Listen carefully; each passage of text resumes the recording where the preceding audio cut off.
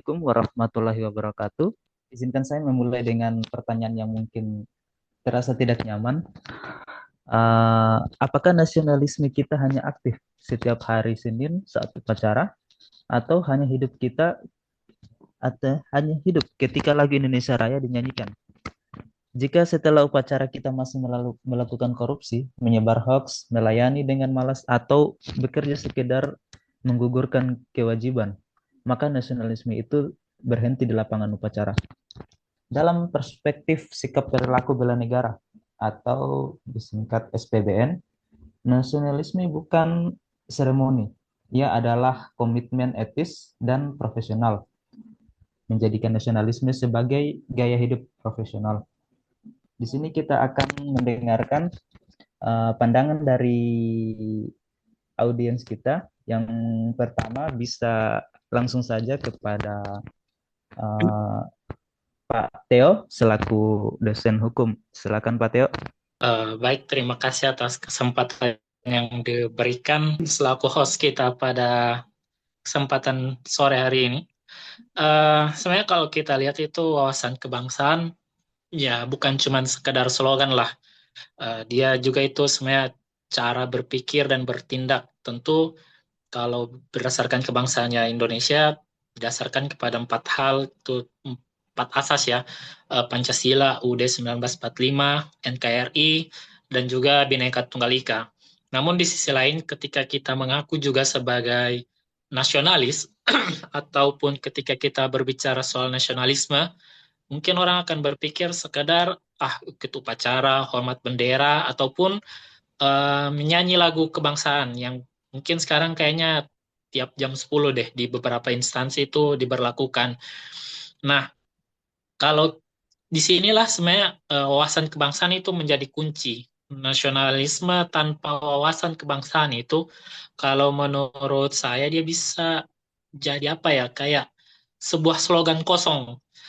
Sebaliknya, kalau misalnya wawasan kebangsaan tanpa praktik yang nyata dan mungkin hanya berhenti di ruang kelas, apalagi misalnya selaku akademisi mungkin sebagai dosen, walaupun misalnya dikaitkan dengan profesi sebagai dosen hukum, saya bisa melihat kayaknya nasionalisme dan wawasan kebangsaan itu bagaikan apa ya?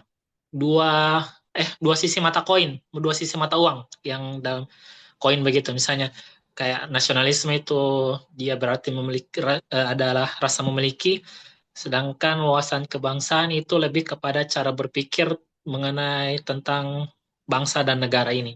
Terima kasih. Itu tadi pandangan dari uh, saudara kita.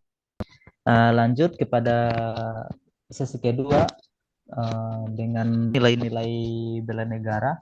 Di sini kita akan mendengarkan pandangan lagi dari akademisi dari dosen farmasi, yaitu Bapak Muhammad Yusuf.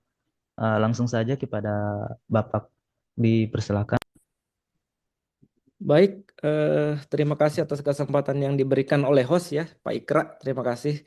Jadi berbicara tentang nilai-nilai bela negara di sini, menurut hemat saya, sikap perilaku bela negara atau SPBN itu kita menegaskan 5 nilai bela negara.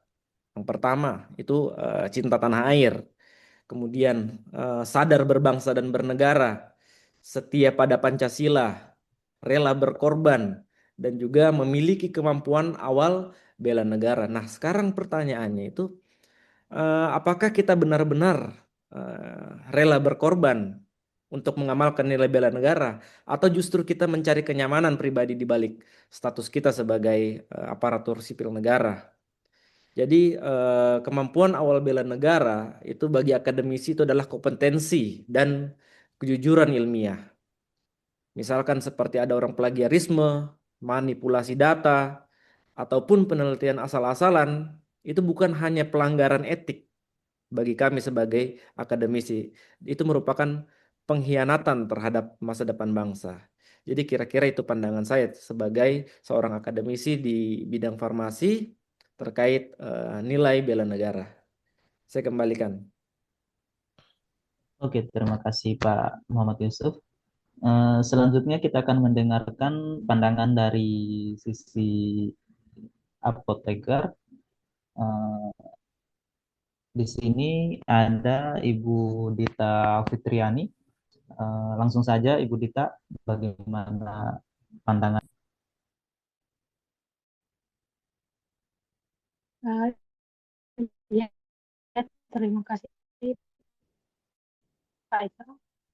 Jadi sehingga saya ingin menyampaikan bahwa salah satu nilai-nilai bela negara itu kan ada cinta tanah air atau nasionalisme. Saya sebagai seorang apoteker dalam penerapan nilai nasionalisme itu, kami diuji ketika misalnya ada tekanan ketika kami harus mengeluarkan sebuah produk padahal produk tersebut tidak layak. Atau mungkin ketika masyarakat lebih percaya hoax daripada sains. Seperti misalnya mereka lebih percaya untuk tidak vaksin daripada vaksin. Katanya karena banyak eh, berita-berita di luar sana yang mengatakan bahwa vaksin itu berbahaya. Kemudian misalnya kami juga membiarkan masyarakat secara luas mengkonsumsi antibiotik tanpa resep dokter, itu mengakibatkan resistensi secara nasional. Akibatnya eh, itu akan menyebabkan masalah secara nasional. Eh, Jika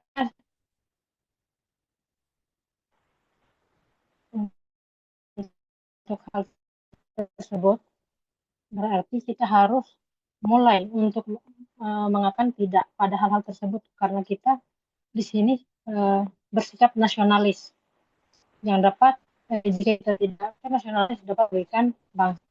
Mungkin itu saja ya Pak Isra.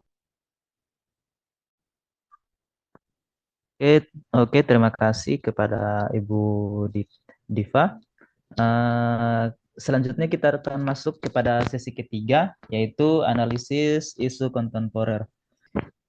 Selanjutnya kita akan mendengarkan eh, pandangan lagi dari masalah analisis isu kontemporer tersebut.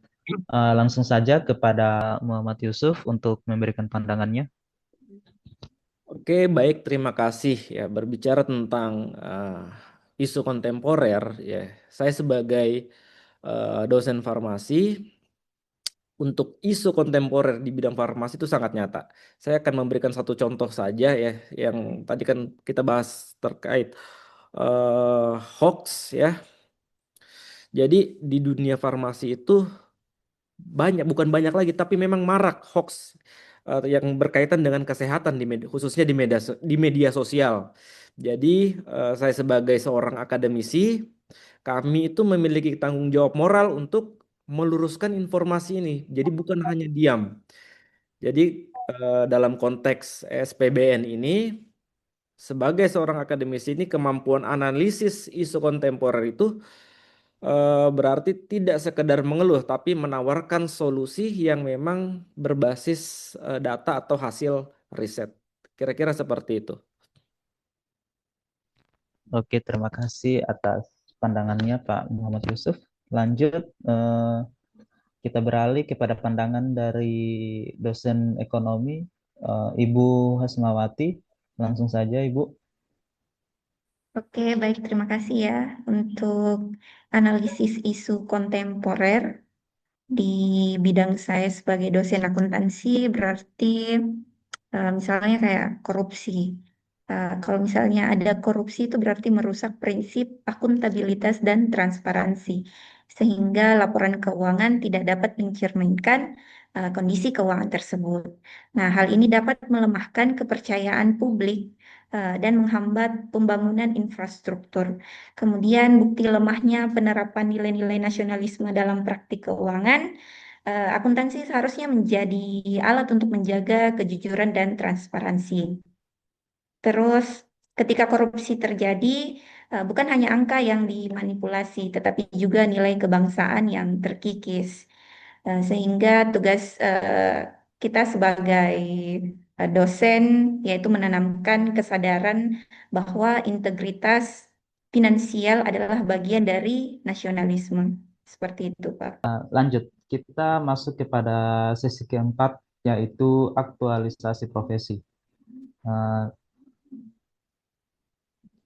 Di sesi ini kita akan langsung mendengarkan lagi pandangan-pandangan yang akan diberikan para audiens.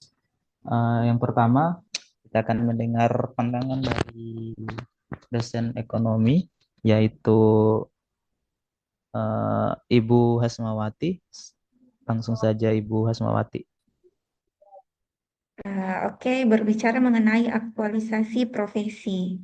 Nah, di sini saya sebagai dosen akuntansi ya dari Fakultas Ilmu Sosial dan Ilmu Ekonomi, tentunya saya akan mendorong mahasiswa saya untuk eh, melaksanakan yang namanya transparansi dan akuntabilitas, sehingga ketika terjadi transparansi, maka akan berpihak kepada kesejahteraan rakyat atau masyarakat. Nah, bagi saya itu nasionalisme bukan sekedar retorika atau kata-kata, tetapi kita harus hadir nyata dalam bekerja, kemudian komitmen melayani mahasiswa kita, kemudian berpihak kepada kepentingan rakyat, pelayanan publik. Saya rasa hanya seperti itu ya Pak. Jadi intinya tuh nasionalisme menurut saya bukan retorika seperti itu. Oke, terima kasih. Baik, semua para audiens, di sini telah sampai kepada penghujung podcast kita. Jika nasionalisme hanya simbol, ia akan pudar. Tetapi jika nasionalisme yang menjadi gaya hidup ASN, ia akan menjadi kekuatan bangsa. Karena bela negara hari ini bukan mengangkat senjata, tapi menjaga nilai. Wassalamualaikum warahmatullahi wabarakatuh. Waalaikumsalam warahmatullahi wabarakatuh. Wabarakatuh.